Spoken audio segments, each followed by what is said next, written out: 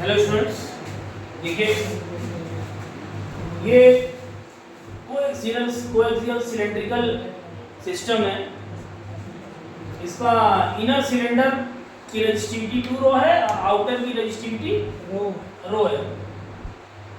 मुझे इसका resistance calculate करना है। तो इसमें आप ये देख सकते हैं, चाहे वो इनर सिलेंडर हो चाहे आउटर सिलेंडर हो, दोनों के क्रॉस पोटेंशियल डिफरेंस सेम होगा। यानी ये दोनों कॉम्बिनेशन क्या है? पैरेलल कॉम्बिनेशन है। क्या? तो पैरेलल कॉम्बिनेशन होने की वजह से हम इसको फाइनली पैरेलल में कंबाइन कर लेंगे। पहले इंडिविजुअल निकाल लेते हैं।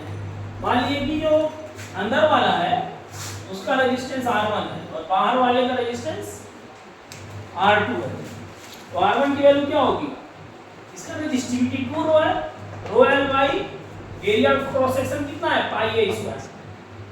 और जो बाहर का रेजिस्टेंस बनेगा वो क्या बनेगा? R2 रो L upon cross sectional area कितना होगा मटेरियल का, बाहर वाले मटेरियल का।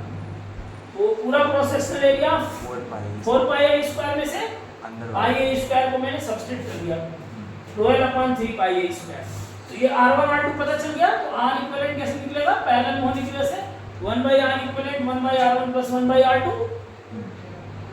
And finally you will solve this equation to get R equivalent।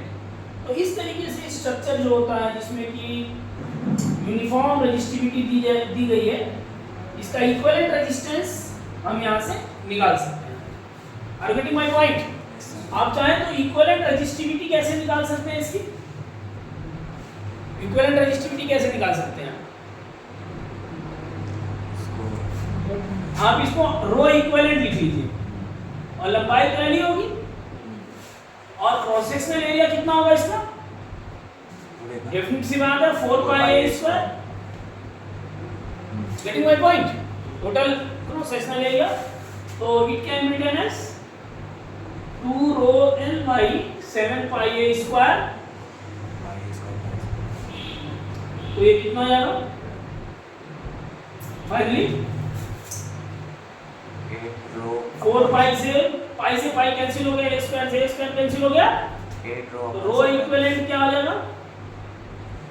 8 rho upon 7। और गेटिंग माय पॉइंट? तो इस तरीके से क्वेश्चंस को डील किया जा सकता है। Is there any problem? Okay.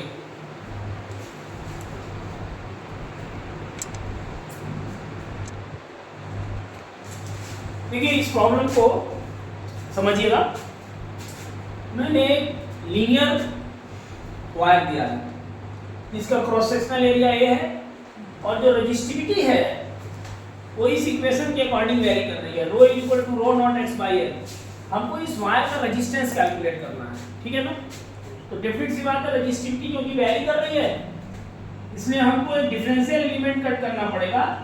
x distance पे मैंने dx एलिमेंट कट कर लिया, राइट? अंडरस्टैंड? x डिस्टेंस पे मैंने dx एलिमेंट कट कर लिया। अब इस ds छोटे से एलिमेंट का अगर मैं रेजिस्टेंस लिखूंगा तो क्या लिखूंगा? dr is equal to rho dx upon cross sectional area. तो can be written as dr is equal to rho not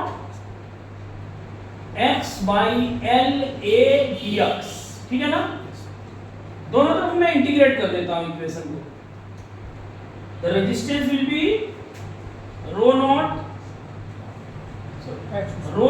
constant को बाहर ले लेते हैं L बाई A और x dx का इंटीग्रेशन हो जाएगा x स्क्वायर बाई 2 और इसको 0 से L तक इंटीग्रेट करना है, 0 टू L। फाइनली ये कितना आ जाएगा? Rho not L square by 2 A cancel हो गया, L upon 2A। This will be the result. This will be the resistivity of the linear wire.